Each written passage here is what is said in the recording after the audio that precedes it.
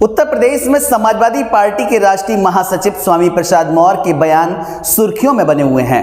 हालांकि स्वामी प्रसाद मौर्य के बयानों ने बीते दिनों बदायूं से बीजेपी सांसद और उनकी बेटी संघमित्रा मौर्य की मुश्किलें बढ़ा दी हैं, लेकिन अब स्थिति बदली हुई लग रही है। नमस्कार, आप देख रहे हैं न्यूज क्राउड और मैं हूं आपके साथ अभिषेक जैन।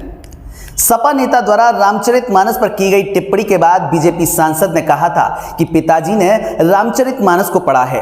हालांकि मेरी इस संबंध में उनसे कोई बात नहीं हुई, लेकिन उन्होंने अगर एक चौपाई का उदाहरण दिया है तो शायद इसलिए क्योंकि वह लाइन स्वयं भगवान राम के चरित्र के विपरीत है।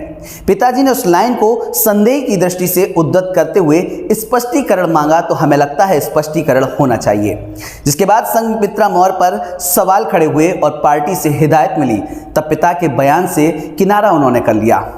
कुछ दिनों बाद जब उनके बीजेपी के टिकट पर लोकसभा चुनाव लड़ने पर कई तरह की अटकलें चलना शुरू हुई, तो उन्होंने दावा करते हुए कहा था कि मैं आगामी लोकसभा चुनाव में बीजेपी के टिकट पर बदायूं से दोबारा चुनाव लड़ने की तैयारी कर रही हूं। अगला लोकसभा चुनाव बदायूं से ही लड़ेंगे।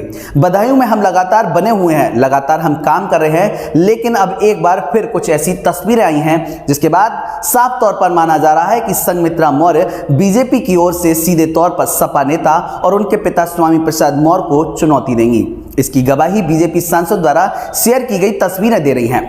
दरअसल यूपी बीजेपी के अध्यक्ष भूपेंद्र चौधरी अपने दिल्ली दौरे पर हैं। इस दौरान संघमित्रा मौर्य और भूपेंद्र चौधरी के बीच मुलाकात भी हुई है। इसके बाद यह माना जा रहा है कि संघमित्रा मौर्य का दावा बिल्कुल सही था। दोनों के बीच मुलाकात की तस्वीरें खुद बीजेपी सांसद ने शेयर करते हुए लिखा कि आज यशस्वी प्रदेश अध्यक्ष आदरणीय श्री भूपेंद्र चौधरी जी भाई साहब का दिल्ली स्थित आवास पर आगमन हुआ। चाय के दौरान आगामी कार्यक्रमों के बारे में चर्चा वार्ता हुई व आदरणीय भाई साहब का आशीर्वाद भी प्राप्त हुआ। बहरहाल देखना यह होगा कि वास्तविकता में पार्टी को दरकिनार करते हुए क्या उनकी बेटी संघमित्रा मौर्य अपने पिता स्वामी प्रसाद मौर्य के खिलाफ चुनौती भरती हैं या फिर इसके कुछ और ही सियासी मायने निकलकर सामने आते हैं।